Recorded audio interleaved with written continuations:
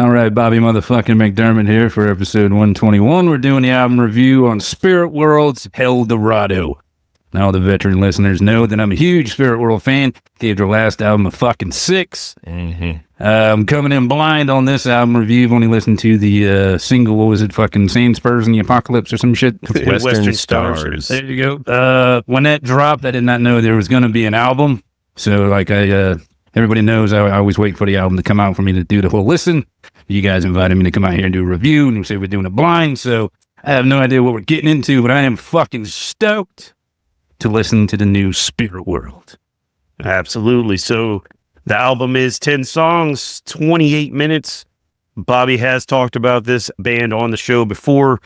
They are a Mexican death thrash band from Las Vegas, known for rocking full cowboy attire while performing. Yeah. Bobby initially described them as what it would sound like if Slayer fucked Hatebreed.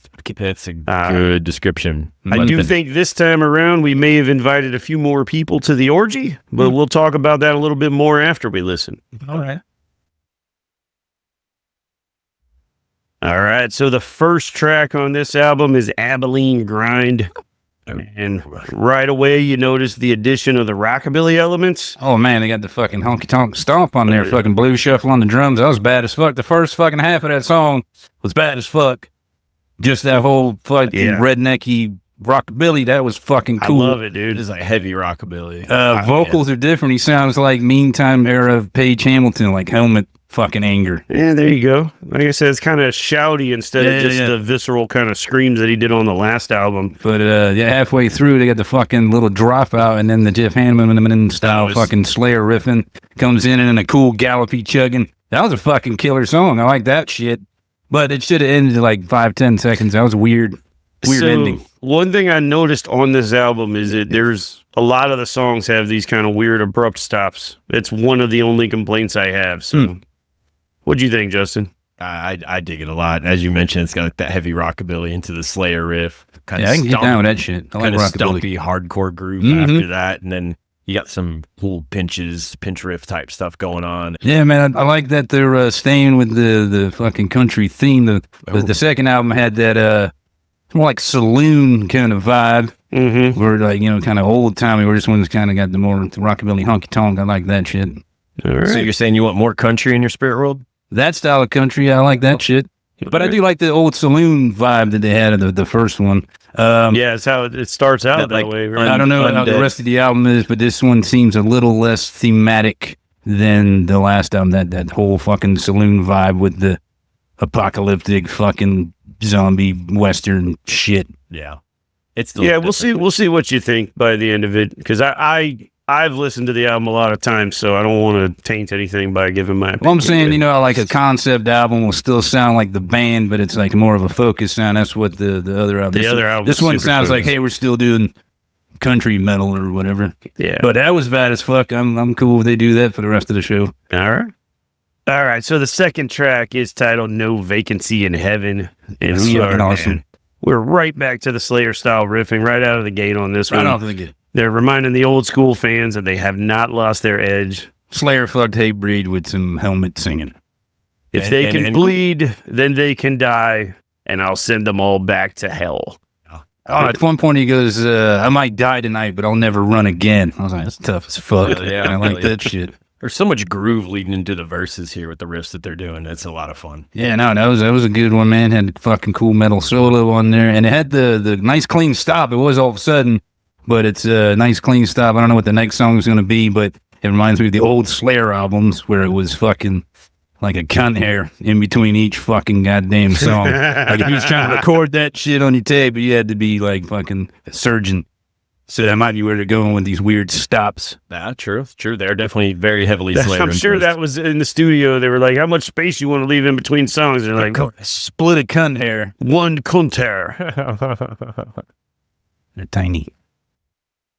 So the next track is Western Stars in the Apocalypse. That was a single, right? This was one of the singles. This one's got a cool music video. Check it out. This is the one with the animated music video, I think. Oh, man, yeah, check that out. Cool stuff. Just a brutal takedown for about the first minute, and then it slows down for the verses, which kind of lends to the storytelling aspects of this song. What do you guys think of this one? I love the lead riff throughout. It's got, again, I mentioned the groove of this album, but there's just a nice So much Slayer. bounce to it. Yeah. There is, but it's like, as Bobby has mentioned, Slayer mixed with Hatebreed, so that's where the groove aspect and that more just kind of bounciness of it comes in. It's a lot more fun than Slayer ever was.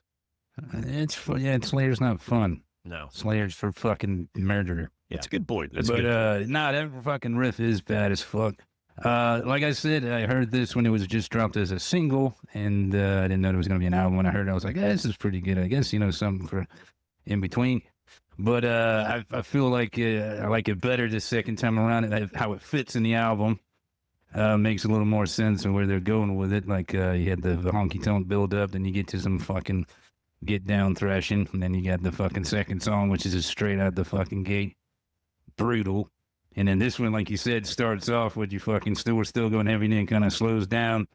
So I'm expecting they're probably going to do some sort of fucking interlude or something next, kind of like how they did on the last album, how they, every other song or so, they would put that saloon style guitar in there or some weird, like effects and samples and shit. So that's what I'm feeling so far. All right. Let's But see yeah, what 3 they got. songs in, fucking doing good. Let's see where we go from here. Fucking Christ, what the fuck was that? that was Bird's Song of Death. And it and wasn't its even track like the 4. same fucking band. What the fuck was that? It was like some okay, like the riff was kind of country, like some late '80s, early '90s, fucking What'd you some say? of that crossover shit that gets on the top 40s you hear in the dentist office. But the backing arrangements was like '80s pop. And what the fuck did we just listen to? And then the Kenny Loggins riff, what the. They started to lose me a bit here too. Like the lyrics weren't like comical, like it was a goof song. They were dead serious about that lump of shit they just put on fucking track 4. What the fuck? Yeah, it was a little too honky tonk for me. It was like, It wasn't even honky tonk. It was well, fucking it didn't have that. shit. Yeah, it's like a country drop kick Murphys or something. Yeah, but Thank you. shitty. That's exactly. So I completely disagree with both of you. I love this fucking song. You fucking would. It goes along with all the storytelling stuff that's going on in the album. I put that it has a melodic punk sensibility, but mixed with rockabilly. That melodic punk that I'm hearing, yeah, it's one of the more ballady type Dropkick Murphy songs. So I'm glad you pointed that out. For me, I like this song. I feel like the guitar player, maybe the singer, was the only guys that are into country because the rest of the song is not country style. Like I said, the riff, it's got the country twang to it, but it's more like a fucking 80s pop arrangement. So like maybe the other guys don't know what to fucking do. You know what I mean? It feels like fucking a lackluster performance in the back of the song while the other dumb shit's going on. I've heard this song a few times now. Sorry for you. I'm That'll be the one for me. Listen, I'm so happy though that you didn't listen to this album beforehand and we got to see your reaction live. Thanks for the fucking surprise, Because everybody. when I listened to it and I heard this, I was like, God, Bobby's gonna fucking Yeah, hate this shit right here. It's fucking sad. Yeah. All right. On to the next one, Bobby. Hopefully it's blistering fucking just blast beats and fucking Well, some satanic ritual stuff. Yep. Prayer Lips is next. They managed to make a shittier song than the one we heard before. What the fuck? That was some fucking sad pussy shit. And then there's a goddamn saxophone in there. Man, That was fucking terrible. it's a love song, Bobby. By Spiritworld? It's a love song. They love killing shit. Hey, man, even the hardest people got a heart somewhere. I do not. So Prayer Lips. Prayer lips. Yeah, I mean, as much as the last track lost me, this one got me. And actually, What the fuck? At what point in your day are you kicking on this fucking song? this is my most played track from the album so far. God, you suck as a person. Yeah, I love the smooth sax at the end too. Uh, I love this track. I like. Oh, God. Lately, it seems like you and I don't agree as much as we used to, but Prayer Lips is my favorite track on the album. I don't know what it is. That's your Bobby, man. favorite Spiritworld song on the new Spiritworld. On the new is Spiritworld that album. shit. It's so unexpected. That was not I, expected. if What so, the I fuck? think it would go better if the last song wasn't here, Bird Dogs of Death, and we just went from Western Stars right into this, and then on to the next track after this. I would like I do think it was a bad decision to put those two songs back to back. For sure, because it loses a lot of momentum. Yep. But Prayer Lips, I think, is a fantastic song.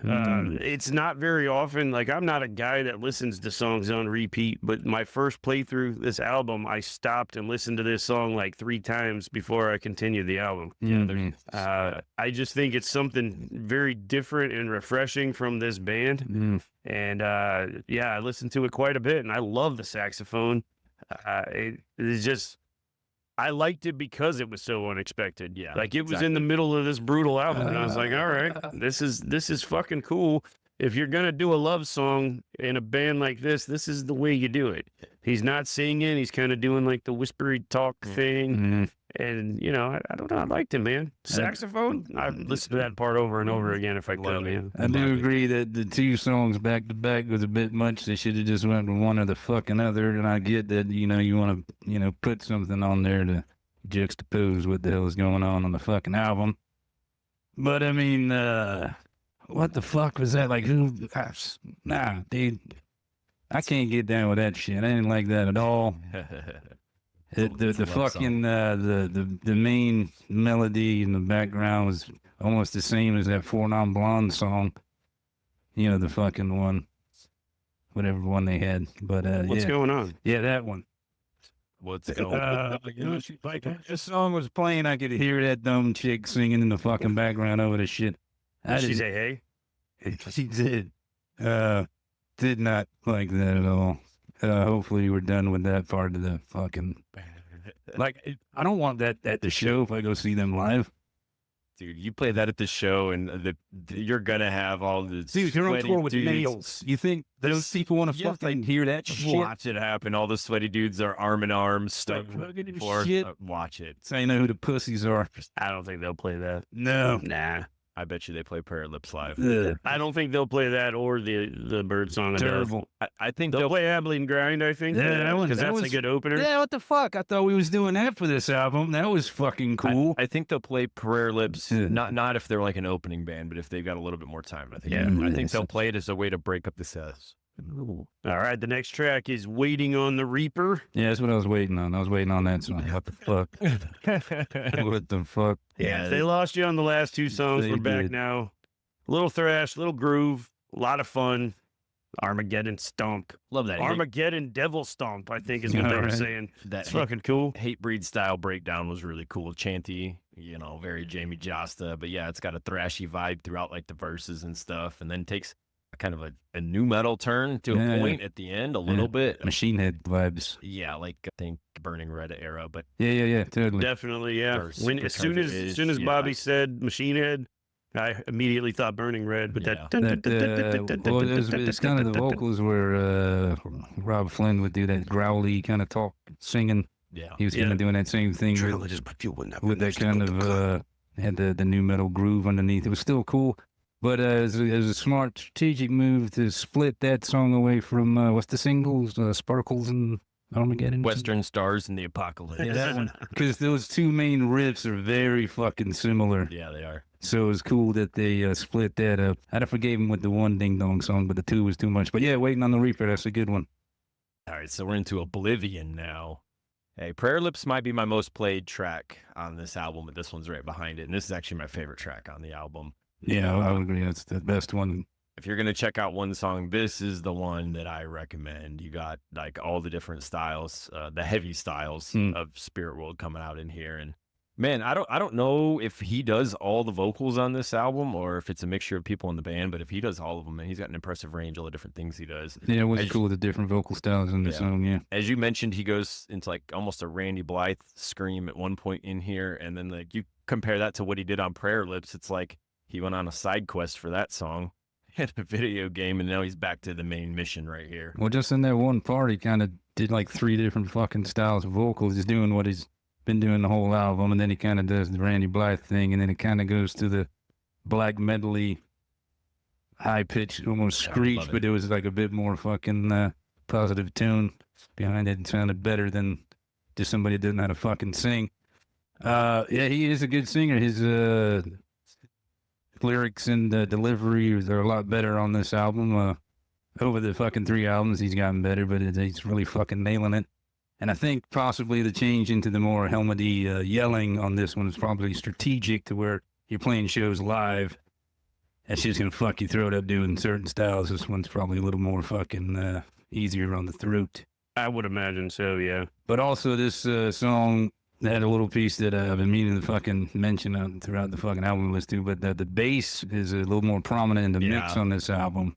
And he got a little piece to do some stuff on here, and it was a very hardcore vibe on his stuff. It had such a stompy there but really fucking cool song. I like that one. It sounded like it could have been on the last album. It was that fucking style of intensity and heaviness. So far, that's, what is it, Oblivion? That's the best one. Well, we got like 2 or 3 to go. 3 more. Yeah. So what I'm going to say, that's probably the best one. Back end of the album is usually where you get some cool stuff. Yep. That main riff's got some like old school Metallica flavor to it. Yeah, like there's a little bit of Wherever I May Roam, I think it is. It's not the same. No, it just has that same, like it could have been recorded during that session or something. Like it's just got that vibe to it. Big meaty riffing, you mentioned the versatility with the vocals and everything. That's why I would argue that songs like Prayer Lips fit on this album, because he's telling a story throughout this thing.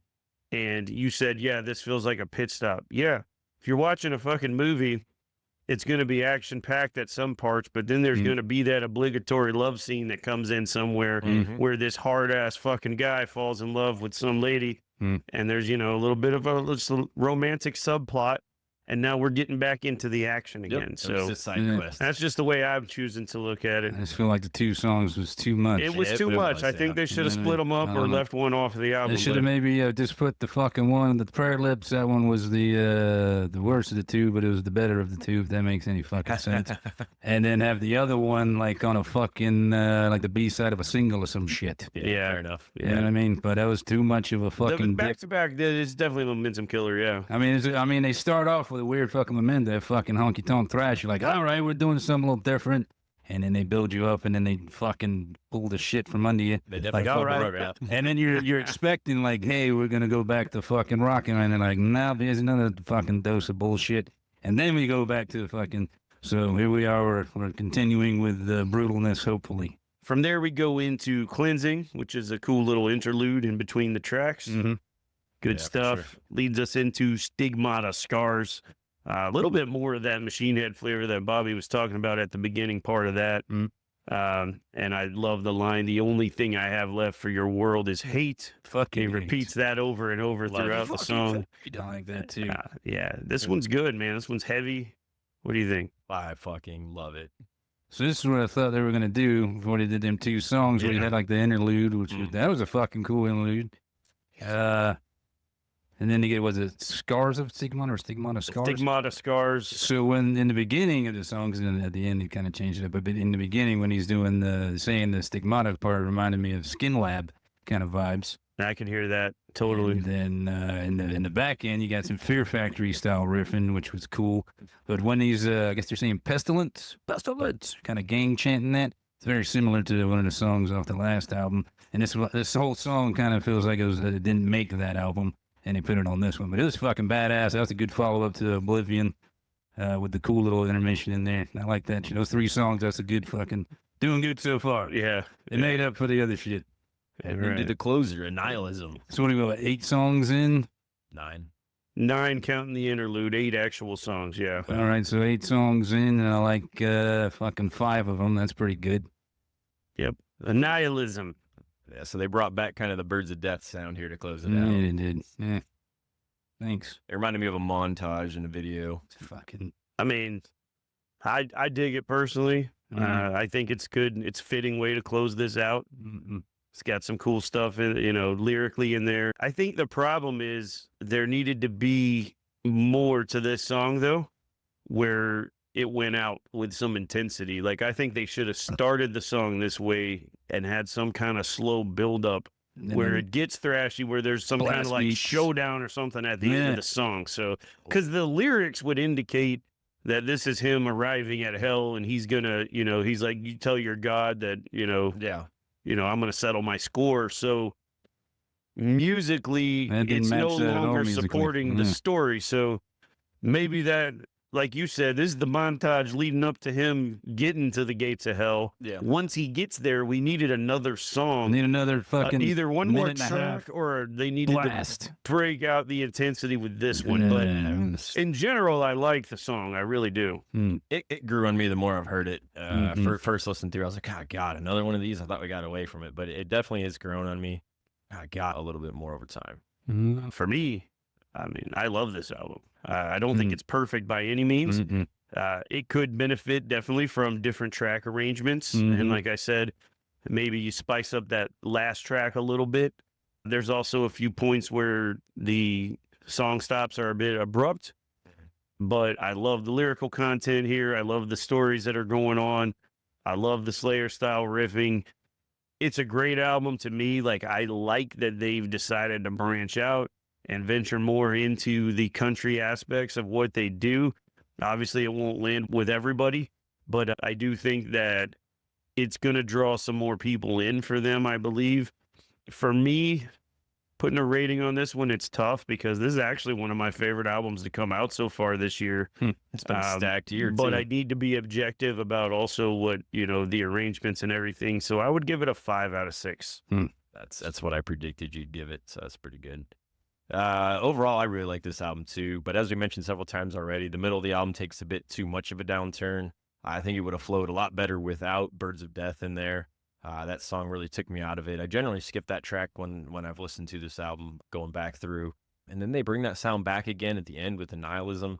As we mentioned, if you'd have taken that track and got a little bit more of a breakdown or something bigger at the end, or there was an additional song after, it wouldn't have been as bad. And I do like Nihilism more than Birds of Death. It's grown on me a little bit, but it does pull the album back for me. Oblivion, Western Stars, and Stigmata Scars are the heaviest tracks and some of my favorites on the album. Prayer Lips is a great love song. The Babbies, I knew he was going to hate the second I heard it. It's a fun album to listen to overall, with lots of groove and thrashy elements, but then you also got like hardcore, like kind of beat down type natures at times, or stompy natures, not necessarily beat down. And they blend all kinds of... It's the Armageddon Devil Stomp. I love it, man. It's a lot of blended mixes from our favorite Mexican death thrash friends. Helldorado gets a 4.5 out of 6 from me. Well, I came in here blind, listening to the follow-up to one of my favorite albums. Disappointed, I'll tell you that much. I do respect that they really didn't try to top their last album. They went in a fucking different direction. Like, we did that, we fucking nailed it. So there's that for you if you want to fucking complain, you cocksmokers. We're doing something else over here. Trying out different vocal styles and stuff. That's cool. The production value is fucking improved like that. Like I said, you can hear the bass a little bit more. I'm always for bands trying to do different shit. I get it, because learning to play a different genre is going to make what you normally do fucking better. You're going to find some little cool tricks and stuff. So their next album is probably going to be fucking cool. Started out amazing. I thought that first song was really fucking cool. Oblivion's bad as fuck. Didn't like the 2 songs in the middle. They should have just had the one and maybe put fucking leapfrog that shit. Ended poorly. I thought that should have been like a way more intense fucking go out with a bang. You know what I mean? No pun intended, talking about some cowboys and shit. But 5 songs in there I fucking really like. And the little interlude was cool. So if I had to rate it, I'd say it's a solid 4. Wasn't the worst thing I ever fucking heard. It's definitely disappointing. But when I go back, I'll probably enjoy the fucking cool songs even more. Like I said, when the single dropped, I was like, that's pretty cool. Sounded better on the album. I know where to skip now. So, it's a little bit shorter of a fucking listen. But Spiritworld, still love you guys. Still gonna go try and see you. Hopefully you don't play those songs. All right. Or if they do like a what the fuck is it? The Machine Head does an evening with. They do like an acoustic set and they play those songs in there, and fucking that'd be okay. I could do an evening with Spirit. That'd be fun. Party, I get some fucking like honky tonk bars and fucking tearing my beer type atmosphere. Yeah. But you're on tour with Nails. I don't want to see Prayer Lips, man. You know what I mean? But yeah, man, it was all right, man. Like I said, I'm disappointed, but as a whole, man, I still got some fucking really cool fucking crankers on there. So if you're unfamiliar with Spiritworld, you're dumb. Just go check them out. If you are familiar with Spiritworld, then you're fucking awesome. And I don't know, polarizing, I would say the view is going to be on this one. Yeah. As usual, the songs that they like, I did not. So, yeah, that's how it goes. Bobby motherfucking McDermott back again for the album review. What's the average here? Would you get a 4.5, a 4, and a... It was a 4.5 for all of us, yeah. So, yeah, that's not bad, man. No. Good job, Spiritworld. Yeah, so go check out Spiritworld's new album, Helldorado. Let us know what you think in the comments. Yeah, let us know.